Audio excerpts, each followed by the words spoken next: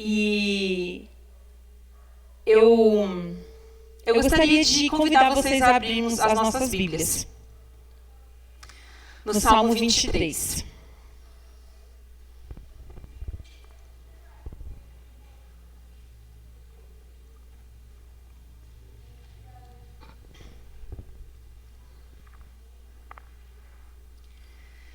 Eu sei que a maioria nem precisa abrir a Bíblia, né, no Salmo 23. As pessoas já sabem esse salmo de cor. Mas antes que a gente leia ele, palavra por palavra, eu gostaria que mais uma vez você fechasse seus olhos para falarmos com Deus. Querido Deus, nosso Pai e nosso Criador, a Ti seja toda a honra, toda a glória e todo o louvor. Pai, o Senhor me trouxe de volta a essa igreja e eu estou tão feliz pelo privilégio, a oportunidade de partilhar a Tua palavra com os meus irmãos aqui, Senhor. Obrigada por essa honra, Pai. Sabemos que trabalhar na Tua obra não existe maior privilégio, não existe maior honra, Senhor. Então, eu, apesar de pecadora que sou, me sinto muito feliz de poder participar, Senhor Deus. E eu te peço, Pai, por favor, que eu não venha aqui, como o irmão disse, para falar de mim, mas que seja, Pai, o Teu Espírito Santo, Senhor, a falar através da Tua palavra a cada um dos corações aqui, Senhor Deus. Por favor, Pai, toca os meus lábios para purificar-me, Pai, neste momento. Eu te peço humildemente e que Teu Espírito Santo esteja com cada um dos irmãos aqui nesta hora. Em nome de Jesus, amém.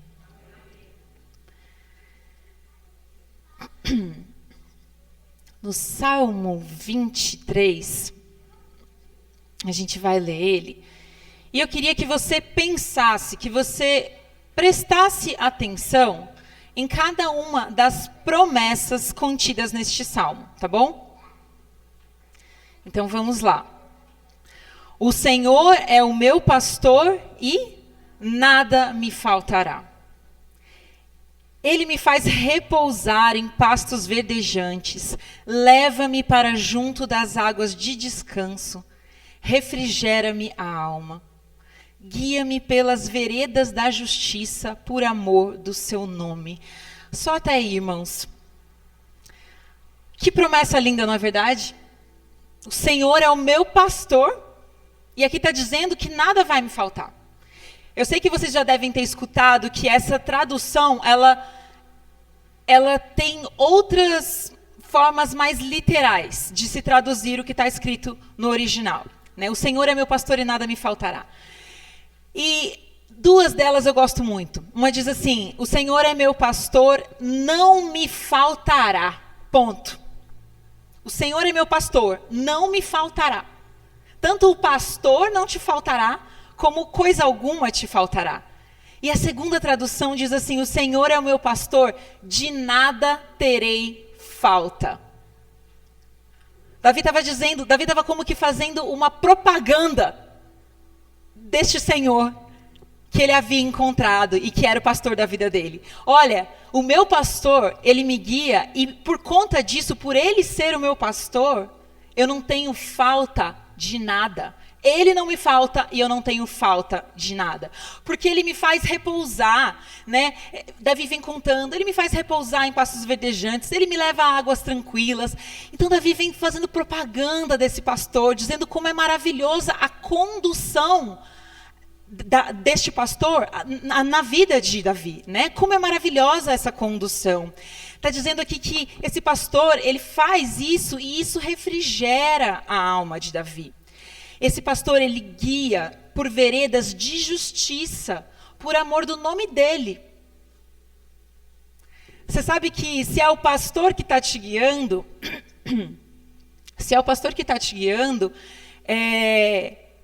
as pessoas vão ver que é ele que está te guiando. Então esse pastor, ele vai te guiar por veredas retas, veredas de justiça, para que o nome dele seja exaltado, não o seu.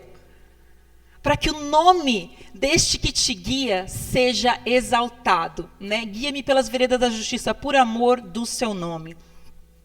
E ele continua dizendo: ainda que eu ande pelo vale da sombra da morte, não temerei mal nenhum, porque tu estás comigo. O teu bordão e o teu cajado me consolam. Irmãos, Davi continua dizendo que às vezes ele se encontra em momentos de dificuldade, dor, luta, sofrimento. Mas sabe o que acontece nessas horas? Ele sente paz porque ele sabe que há um pastor que conduziu ele a essa situação. Ou seja, há um propósito para ele estar ali. O pastor o conduziu, ainda que eu ande pelo vale da sombra da morte, né? Pensa num pastor que conduz a sua ovelha, né? Por um vale que muitas vezes é difícil, mas se há um pastor na frente falando, venha, é por aqui, ele não sente medo.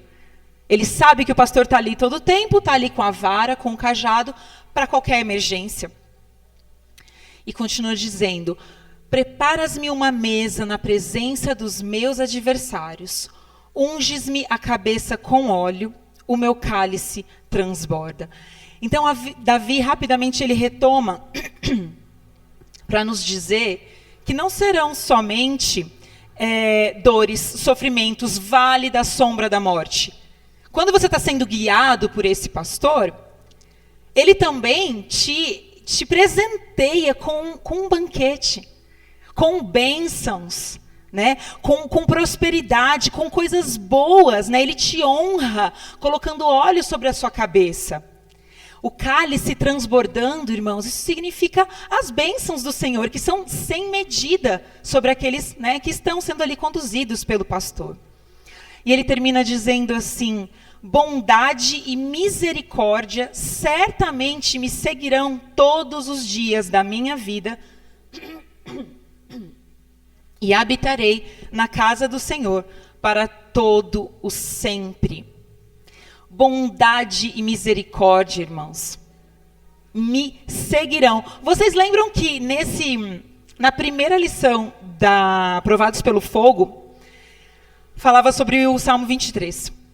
E nessa lição ela trouxe a informação de que essa palavra, bondade e misericórdia, certamente me seguirão. Na verdade, tem uma palavra que melhor traduz. Que palavra é essa? Quero ver quem estudou a lição. Não lembro? Bondade e misericórdia me perseguirão. Bondade e misericórdia me perseguirão. E sabe, quando eu penso nisso, irmão, sabe do que eu me lembro? Eu me lembro como do GPS aqui. Quem dirige usando Waze, Google Maps, essas coisas? Todo mundo aqui, né, tem ali uma familiaridade com o GPS.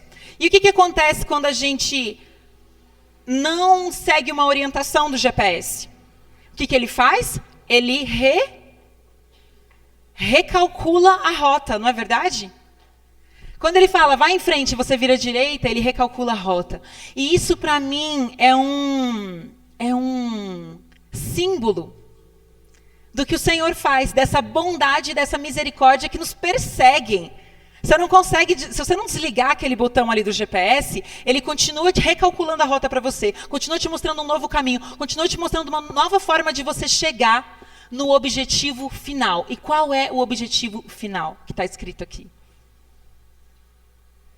Viver na casa do Senhor para sempre. Viver na casa do Senhor para sempre. Então, Davi aqui está contando como é a jornada daqueles, né, que são guiados pelo pastor. E ele não está te guiando, irmãos, para um objetivo final aqui nessa terra, né? Para no final você ter muita paz e morrer em alegria com os seus familiares. Não, como é a jornada de quem está indo para o céu. E ele está dizendo que essa jornada não te faltará nada. Ele está dizendo que essa jornada vão ter momentos maravilhosos, vão ter momentos difíceis, mas você vai estar com o pastor, sendo guiado por ele. Que promessas maravilhosas, não é verdade? Esse não é à toa que esse é o Salmo dos Salmos. Que essa é uma pérola da Bíblia, e muitos de nós sabemos este salmo de cor. Mas uma coisa que me chamou a atenção recentemente sobre esse salmo, e sobre todas essas promessas, é que este salmo também nos apresenta uma condição. Eu sei que todos nós aqui gostamos de repetir isso, né? O Senhor é meu pastor e nada me faltará. Né? Eu sei que todos nós aqui queremos andar por pastos verdejantes e águas tranquilas, né? Todos aqui a gente tem essa vontade, e aí a gente fala, o Senhor é meu pastor e Ele vai me conduzir e tal. Mas existe uma condição para que essas promessas do Salmo 23 sejam uma realidade na nossa vida. E eu acho que muitas vezes a gente repete esse salmo sem se dar conta dessa condição. E essa condição é a seguinte, meus irmãos, para que a gente repouse tranquilamente em pastos verdejantes, para que a gente seja aliviado, né, com as águas tranquilas, para que a gente não tenha medo, né, diante da sombra da morte,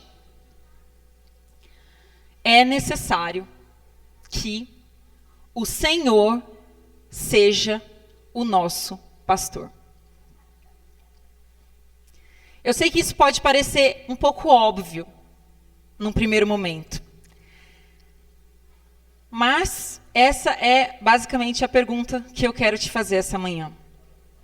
É o Senhor o seu pastor? É de fato o Senhor o pastor da sua vida? E para a gente conseguir responder essa pergunta, eu vou passar 2 vídeos curtinhos.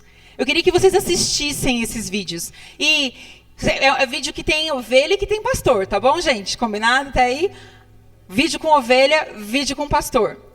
Queria que vocês se imaginassem como sendo uma das ovelhas que vocês vão ver aqui. Para você conseguir responder essa pergunta, tá bom? Ele vai passar o vídeo 1 agora e em seguida já pode colocar o vídeo 2, tá bom, André? Obrigada.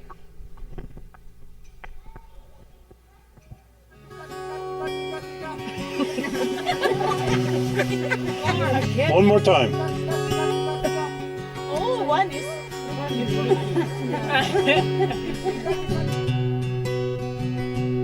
Pessoas tentando chamar as ovelhas.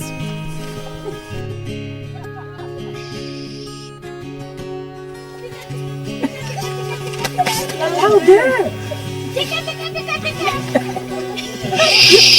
Tica, tica, tica, tica.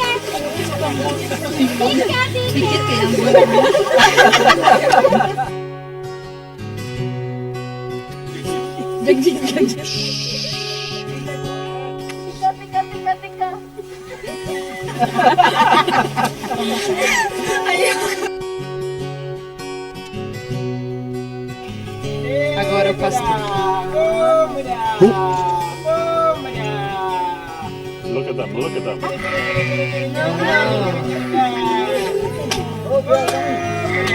That's amazing.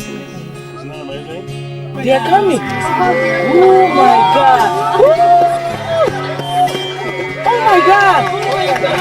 I can't believe this. Oh my God. This is very nice. Oh my God. This is amazing. Pode passar para o vídeo 2. Yeah, Eunice,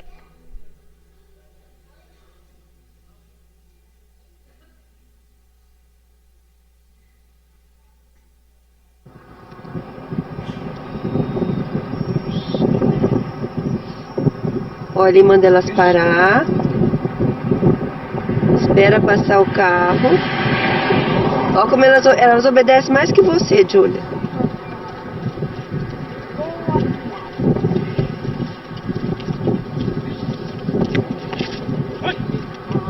Não se mexe, Júlia.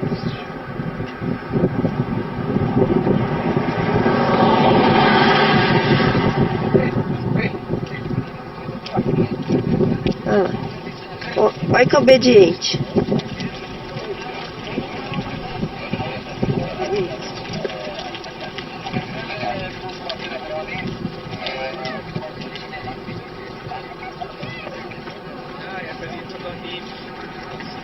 Do lado do ônibus, meu.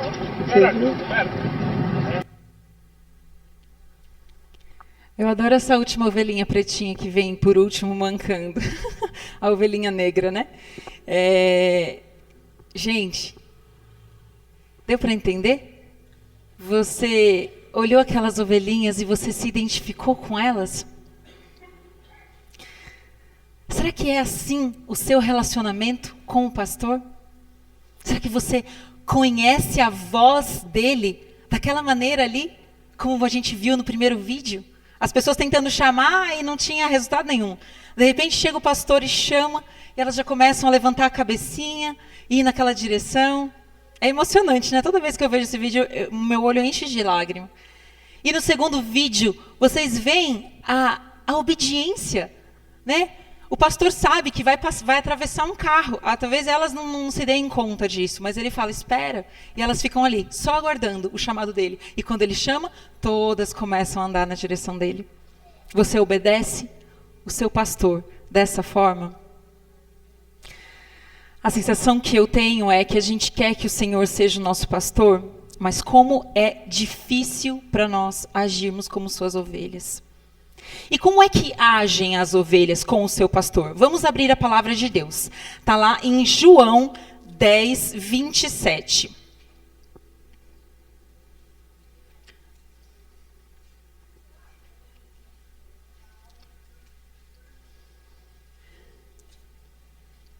João 10, 27. Eu tentei passar aqui, o André passa para mim depois, tá bom? Mas eu tenho certeza que vocês encontraram aí. Como agem as ovelhas com o seu pastor? Veja só o que Jesus diz.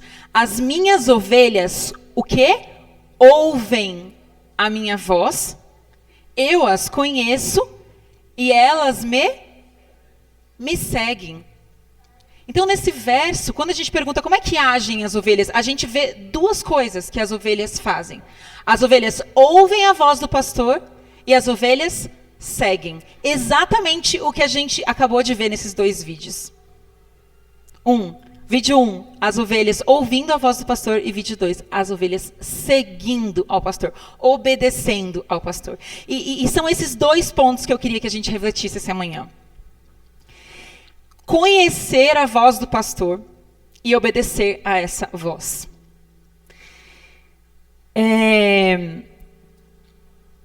Você acha que essas ovelhas, elas sabem o que elas devem fazer, para que pasto elas vão, para que direção elas vão, quando elas acordam de manhã, enfim. As ovelhas, elas não sabem, elas não conseguem achar o pasto sozinha, o riacho, ou enfim, o laguinho. Elas precisam ser conduzidas pelo pastor diariamente, não é verdade?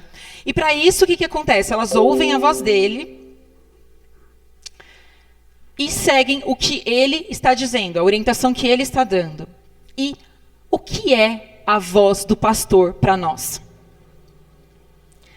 Como é que esse pastor, que é Cristo, como é que ele fala conosco? Como é que eu posso ouvir a voz dele?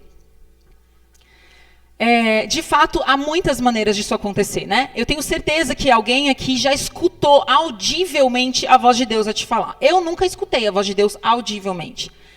Algumas pessoas podem ter escutado Jesus falar contigo através da natureza, por exemplo. E muitas pessoas podem ter escutado Jesus lhe falar através de um outro irmão, de alguém que falou com você, você falou, isso foi Deus falando comigo. Não é verdade isso? Às vezes vem um pregador e fala, e você fala, isso foi Deus falando comigo. Não é verdade? Só que qual que é a forma mais comum de Jesus falar conosco?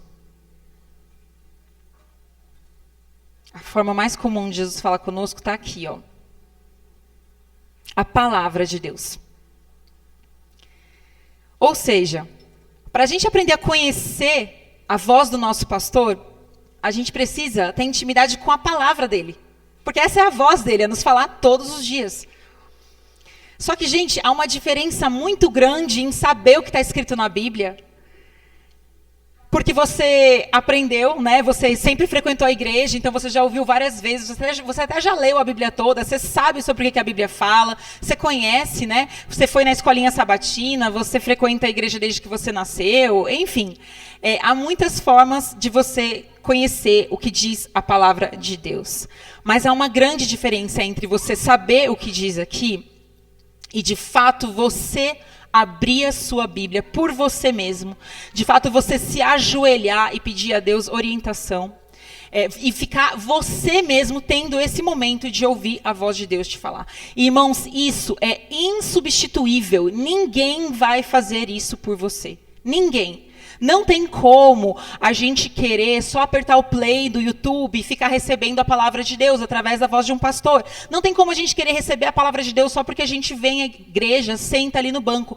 Você até vai sim aprender uma coisa ou outra, mas você ouvir a voz de Deus, especificamente que Ele tem para você, você só vai começar a ouvir essa voz quando você se debruçar sobre a palavra de Deus. Você e Deus. Você e seu momento a sós com Deus. Ninguém vai conseguir ter comunhão com Deus por você. Não importa a comunhão que o seu pastor tenha, que o ancião da igreja tenha, que os seus irmãos tenham. É você que tem que ter este momento com Deus. E eu tenho percebido que é impossível a gente terceirizar essa comunhão.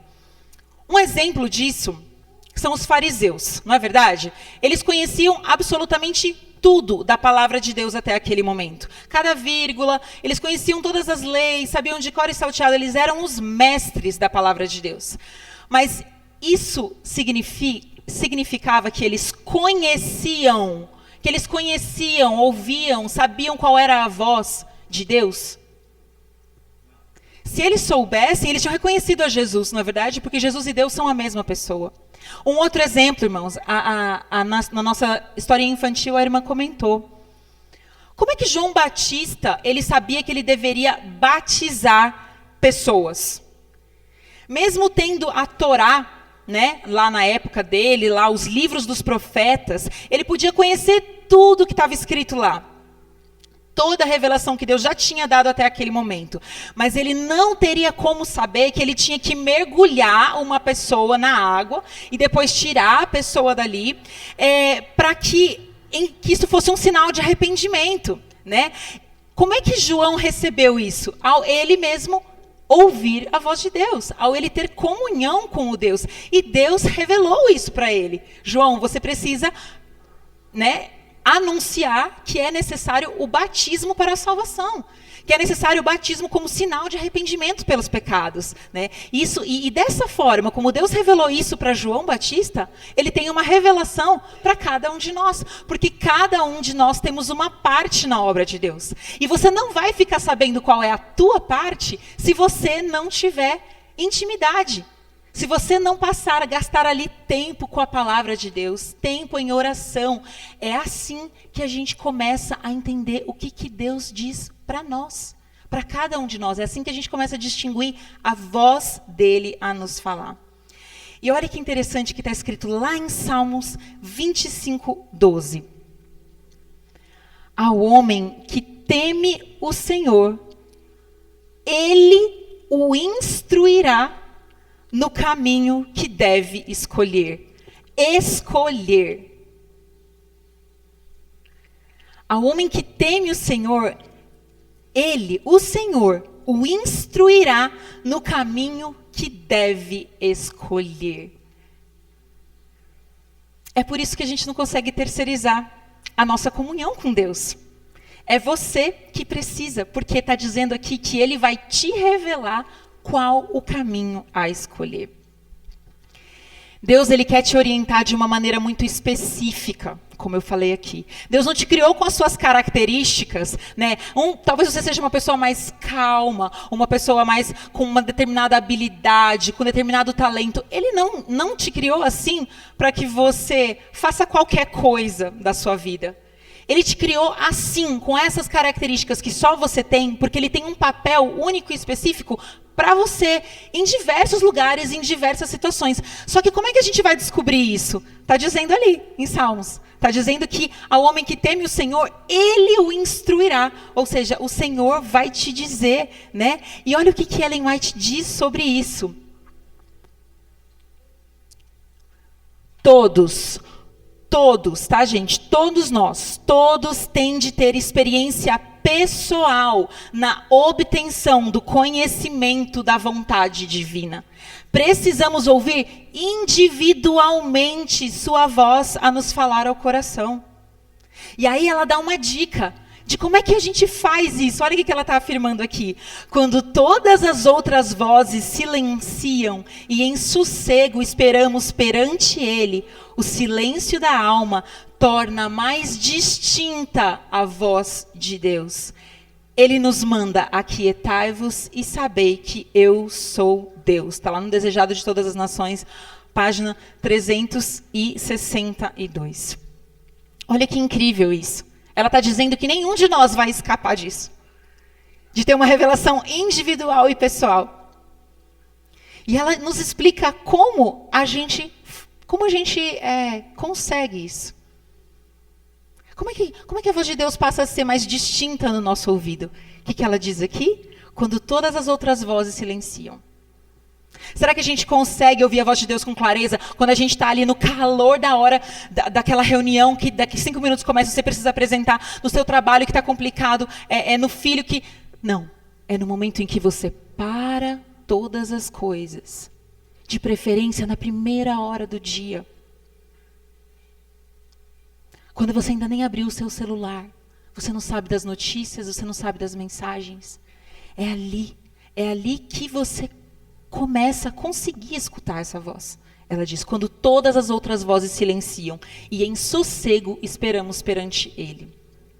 Irmãos, só que tem um detalhe. Depois de ouvir, tem um próximo passo, não é verdade? Qual que é o próximo passo depois que a gente escuta o que Deus tem a nos dizer? Qual é o chamado dele para nós? Qual é o próximo passo, irmãos? Obedecer. Eu não falei ali no início sobre as ovelhas? As ovelhas o quê? Ouvem a minha voz e depois elas fazem o quê? Me seguem. Primeiro passo, ouvir, distinguir a voz de Deus a te falar. Segundo passo, gente, agir conforme a voz de Deus. Pode parecer muito óbvio, mas eu percebo que os anos vão passando e a gente vai adquirindo cada vez mais conhecimento. A gente conhece, né? Conhece cada vez mais detalhes da palavra de Deus. Mas quantos de fato estão colocando em prática esse chamado? Estão agindo, estão seguindo a cada passo o pastor, como a gente viu. Não é fácil, irmão. Sabe por quê? A gente não quer ser guiado, a gente quer guiar. Eu imagino, assim, quando eu me coloco no papel de ovelha, um vídeo que não existe, mas que melhor me descreveria, seria uma ovelha andando na frente e olhando toda hora para trás, assim, para ver se o pastor está ali, para ir dando aquela retaguarda, assim, sabe? Tipo, eu vou na frente, tá? Eu vou na frente, mas o Senhor fica aqui na minha retaguarda para ir abençoando, e qualquer perigo que acontecer, daí eu te chamo, o Senhor passa para frente. Você percebe como inverte as coisas? Dá para perceber que a gente está invertendo as coisas? A gente que quer escolher, a gente que quer ir na frente, a gente quer que Deus vá na retaguarda, a gente quer que Deus vá só atrás ali abençoando, não deixando faltar nada, né? Eu até me lembro de uma pregação que eu fiz aqui nessa igreja durante a semana de oração, que falava sobre os 2 fundamentos, né? E eu estava explicando para vocês assim que a gente constrói a nossa casa, a gente vai construindo, né? Faz o piso, faz as paredes, depois pinta, deixa tudo bem bonito, aí a gente fala assim: Senhor, vem agora para ser o telhado da minha casa. Né? Para o Senhor cobrir tudo que eu que escolhi. Eu que escolhi a cor da parede, eu que escolhi o material. Olha, eu adorei isso aqui, ficou lindo. Agora, Senhor, por favor, vem abençoar minhas escolhas aqui. Né? E vocês percebem que é o contrário. Isso é como se a ovelha estivesse indo na frente e pedindo para o pastor ficar atrás.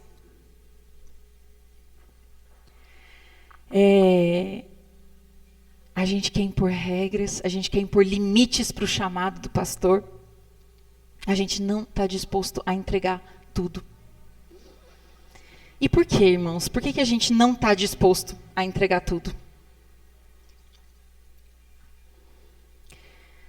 A única resposta que eu tenho encontrado para isso é porque nós não confiamos nele completamente. Né? A gente pensa assim, não, mas Deus, não, Deus não pode, não é possível que ele está vendo isso aqui e ele não está fazendo nada. Peraí, eu tenho que ir lá fazer. Né? Não é possível que isso aqui está acontecendo na minha vida. Então, assim, se eu não correr atrás do meu, o Senhor, acho que ele pode me esquecer, né? Porque ele não está vendo que determinada coisa está acontecendo e tal. Então, assim, irmãos, a gente tem dificuldade de confiar que tanto as coisas boas, como Davi fala no início, sobre os pastos verdejantes, sobre as águas tranquilas, quanto também o vale da sombra da morte, ambos são guiados pelo pastor. E nós precisamos confiar que ele está nos guiando, ainda que as situações sejam difíceis. Irmãos, aí a gente volta para o início. Por que a gente tem tanta dificuldade em confiar? Sabe por quê? Aí a gente volta no começo. Porque para confiar no pastor, a gente precisa reconhecer a voz dele. E a gente tem que estar disposto a obedecer ele. Só que só vai acontecer se a gente conhecer ele profundamente. Eu não vou nem conseguir ouvir a voz de Deus e nem vou conseguir obedecer ele se eu não conhecê-lo. Se eu não me aprofundar em conhecimento de Deus. E por que, irmãos, que a gente não se aprofunda em conhecimento de Deus? Eu acho que é porque a gente não está disposto a pagar o preço de conhecer verdadeiramente a Deus. De se aprofundar no conhecimento de Deus. Sabe por quê? Porque quanto mais e mais a gente vai conhecendo a Jesus, a gente vai tendo menos e menos das outras coisas. Quando a gente quer se aprofundar na palavra de Deus, talvez a gente vá dormir menos, né? Seriam menos horas de sono, na verdade, porque tem que o quê? Tem que acordar antes, para dar tempo de passar tempo com Deus. Então, quando você quer conhecer mais a Deus, talvez você vai ter menos horas de sono. Talvez quando você quer se aprofundar no conhecimento de Deus, você vai ter menos horas de televisão, menos horas de filmes e séries, menos horas de redes sociais, menos horas de um lazer vazio, menos horas de trabalho, irmãos, que é um vício hoje em dia. Quando a gente quer se aprofundar, ter mais intimidade, conhecer mais profundamente este que quer ser o nosso pastor e nos guiar pelos caminhos, a gente acaba tendo menos e menos das outras coisas. Eu estou mentindo? Sabe, irmãos, todos nós, a gente quer passar ileso pela cova dos leões. Não é verdade? A gente quer enfrentar as dificuldades, sofrimentos da vida e passar por aquilo ileso, assim como Daniel. Mas quantos de nós estamos dispostos a orar fielmente 3 vezes ao dia, como Daniel? Eu tenho certeza que todos nós aqui gostaríamos de ser livrados da morte, assim como o povo de Israel foi livrado da morte na época do reinado da rainha Esther. Vocês se lembram disso? Eles tinham um decreto de morte. O povo de Deus tinha um decreto de morte contra eles. Eu tenho certeza que todos nós aqui queremos também ser livres do decreto de morte, não é verdade? Só que o que foi que eles fizeram para serem libertos do decreto de morte? Passaram 3 dias jejuando e orando. Quão poucos de nós estamos dispostos a passar 3 dias jejuando e orando? E eu tenho certeza que todos aqui querem que as promessas do Salmo 23 sejam uma realidade na nossa vida, né? Mas quão poucos de nós estamos dispostos a conhecer e depender tão humildemente de Deus como as ovelhas conhecem e dependem do pastor. O Senhor é o meu pastor, nada me faltará. Essa frase é verdade, irmãos, porque aquele que tem a Cristo como seu verdadeiro pastor, de fato ele não terá falta de coisa nenhuma. Porque todas as coisas são comparadas a nada quando a gente coloca em comparação a sublimidade do conhecimento de Cristo Jesus. Esse é um verso que eu gosto muito. Está lá em Filipenses, se você quiser acompanhar na sua Bíblia. Filipenses 3:8. Paulo está dizendo o seguinte: de fato eu considero tudo perda por causa da sublimidade de conhecer Cristo Jesus. Você compreende, irmãos? O Senhor é o meu pastor e nada me faltará. Sabe por quê? Porque quando o Senhor é o seu pastor, quando você está cada vez conhecendo mais dele, se aprofundando e você descobre quem ele é, as outras coisas perdem o seu valor. Assim como Paulo está dizendo aqui. Considero tudo como perda por causa da sublimidade do conhecimento de Cristo Jesus, meu Senhor, por amor do qual perdi todas as coisas e as considero como refúgio para ganhar a Cristo. Aqueles que vieram nessa semana de oração, eu contei para vocês o meu testemunho, né? E assim, gente, eu passei 34 anos da minha vida indo à igreja.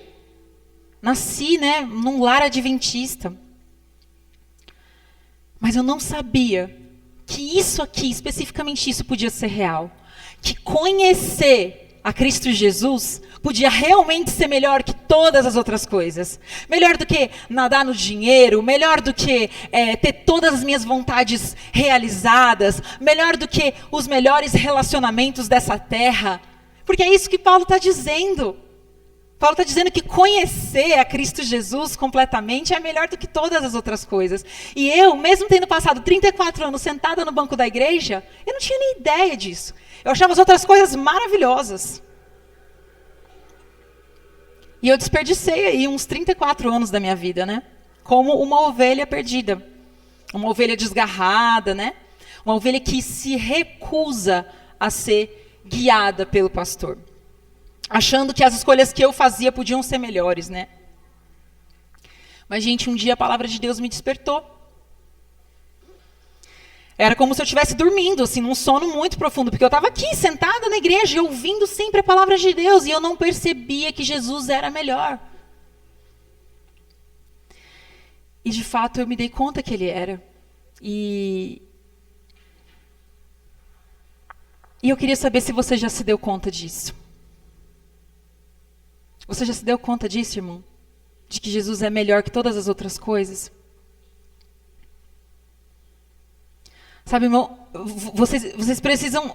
Se vocês ainda não sentem isso, a gente precisa ler mais da palavra de Deus, porque ela vai fazer a gente sentir que isso é verdade. Ao ponto de nenhuma outra coisa valer tanto a pena a nossa entrega, a nossa dedicação, quanto conhecer a Cristo Jesus. Sabe por quê? Eu gostaria que vocês abrissem as suas Bíblias em João 17:3.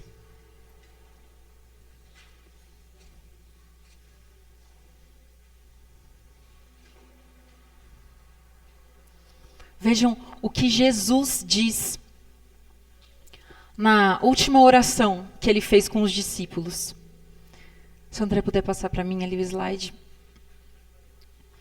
Mas João 17:3 diz o seguinte: e a vida eterna, irmãos, a vida eterna é essa. O quê? Digam para mim, o que é a vida eterna? O que está dizendo aqui? É o conhecimento de Deus, é o conhecimento de Jesus Cristo. Isso é a vida eterna. Como é que outra coisa vai valer tanto a pena? Como é que outra coisa, né, vai nos roubar do que mais vale a pena, que é a vida eterna? E a vida eterna consiste no quê? Em conhecer a Deus. A vida eterna consiste em conhecermos a Deus, conhecermos a Cristo. Ninguém entrará no reino de Deus sem conhecê-lo. Sem conhecê-lo como aquelas ovelhinhas ali conheciam aquele pastor que estava chamando. Sem conhecê-lo assim como aquelas ovelhinhas seguiam aquele pastor que estava chamando elas, guiando elas. A gente não vai entrar no reino de Deus, está dizendo aqui, a vida eterna consiste em conhecer a Cristo Jesus. Irmãos, e quanto mais a gente conhece a Cristo, mais a gente se deixa ser guiado por Ele, porque a gente confia nele. A gente o conhece tão bem que a gente, embora aquilo que Ele está mandando a gente fazer não pareça a melhor escolha aos nossos olhos, a gente segue conforme o pastor nos indica, porque a gente conhece Ele, sabe que Ele nos ama, que Ele jamais diria para você ir ali se não fosse o melhor. Nós nos tornaremos essas ovelhas dos videozinhos que a gente assistiu, quanto mais a gente conhecer a Cristo, quanto mais intimidade a gente tiver com Ele. E quando isso acontecer, irmãos, e de fato, aí sim, Ele será realmente o nosso pastor. Todas essas promessas serão verdadeiras, inclusive a promessa de que de nenhuma outra coisa nós teremos falta. O Senhor será o nosso pastor e nada nos faltará, porque Ele é tudo. Eu gostaria de concluir essa mensagem cantando uma música.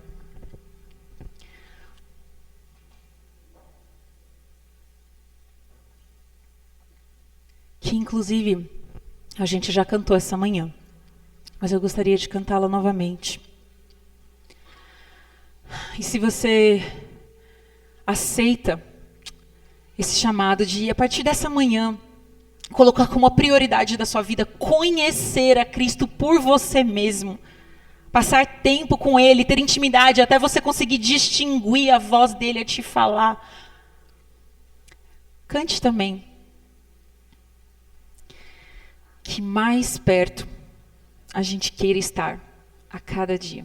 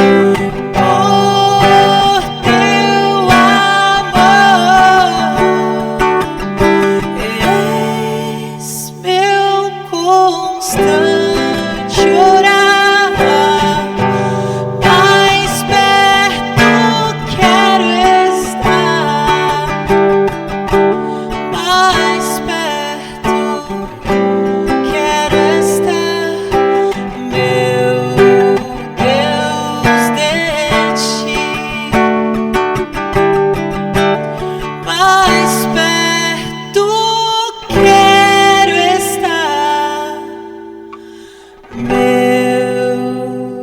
Deus, te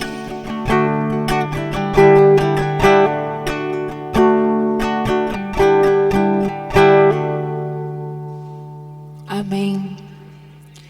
Se você também quer, a partir de hoje, estar ainda mais perto de Jesus, para conhecê-lo mais, para confiar mais e se entregar à direção dele, assim como essas ovelhinhas, eu te convido a ficar em pé neste momento.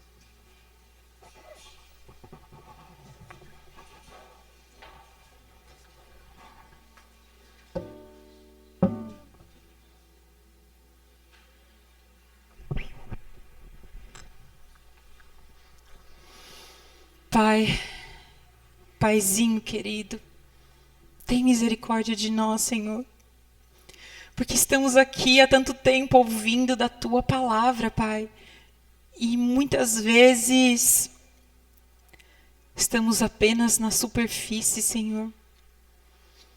Pai querido, por favor, aprofunda-nos, Senhor. Opera, Pai, em nós de maneira que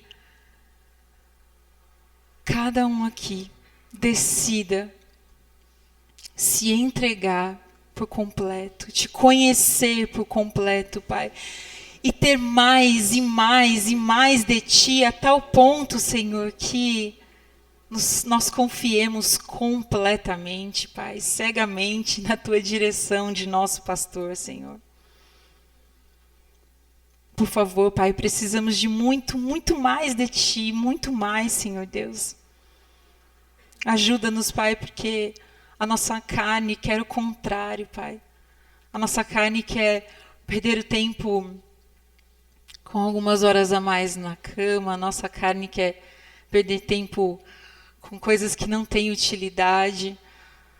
A nossa carne quer perder tempo com o que é aqui desse mundo e vai perecer, Senhor Deus. Mas que Teu Santo Espírito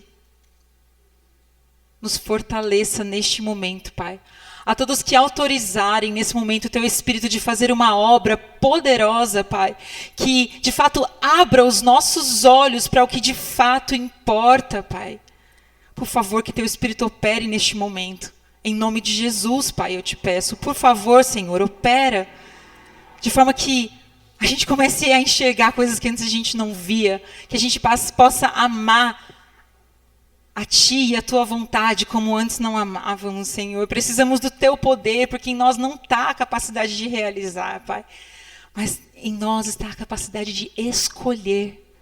Por favor, Pai, que essa manhã, cada um aqui, o Teu Espírito Santo incomode para escolher perder mais e mais desse mundo, para ganhar mais e mais de Ti. É isso que eu te peço, humildemente, em nome de Jesus. Amém.